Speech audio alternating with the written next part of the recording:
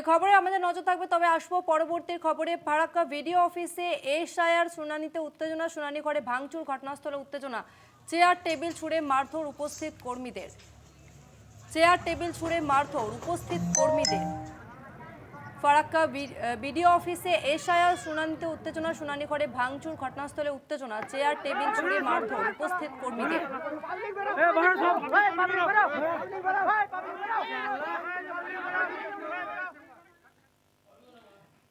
Farakka BDO অফিসে SIR শুনানিতে উত্তেজনা, শুনানি ঘরে ভাঙচুর, ঘটনাস্থলে উত্তেজনা, চেয়ার টেবিল ছুঁড়ে মারধর উপস্থিত কর্মীদের।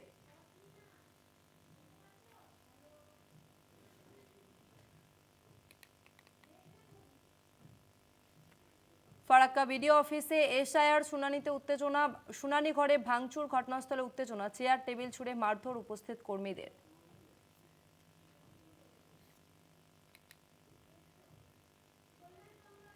কথা বলবো, আমাদের সঙ্গে ফোন লাইনে রয়েছে প্রতিনিধি কল্যাণ চন্দ্র। কল্যাণ, ঠিক কি কারণে এই উত্তেজনা ছড়ালো?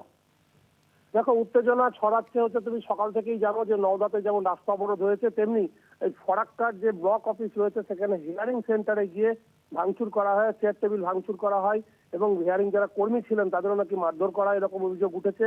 চেয়ার টেবিল ছুঁড়ে মারা হয় যারা কর্মী ছিলেন তাদেরকে লক্ষ্য করে। এলাকার মানুষ উত্তেজিত হয়ে এই ঘটনা ঘটিয়েছে বলে জানা যাচ্ছে। তবে এলাকায় ঘটনাস্থলে ফরাক্কা থানার পুলিশ পৌঁছে পরিস্থিতি নিয়ন্ত্রণে আনছে। ঘটনাস্থলে ফরাক্কার বিধায়ক ছিলেন তৃণমূল বিধায়ক মনিরুল ইসলাম, তিনিও ঘটনার প্রতিবাদ করেছেন। প্রতিবাদ তার এখানেই যে এসআর নিয়ে যেভাবে শুনানি চলছে, যে শুনানিতে বিভ্রান্তি হচ্ছেন মানুষ, সুতরাং বেছে বেছে মানুষকে চিহ্নিত করে তাদেরকে শুনানিতে ডাকা হচ্ছে এবং তাদেরকে হেনস্থা করা হচ্ছে।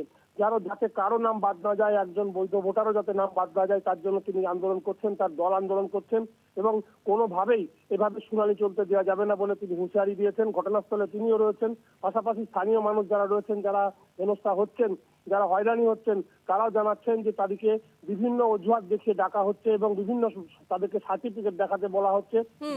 যে সার্টিফিকেট তারা দেখাতে পারছেন না তখন তাদেরকে সেখান থেকে। ধন্যবাদ তোমাকে কল্যাণ।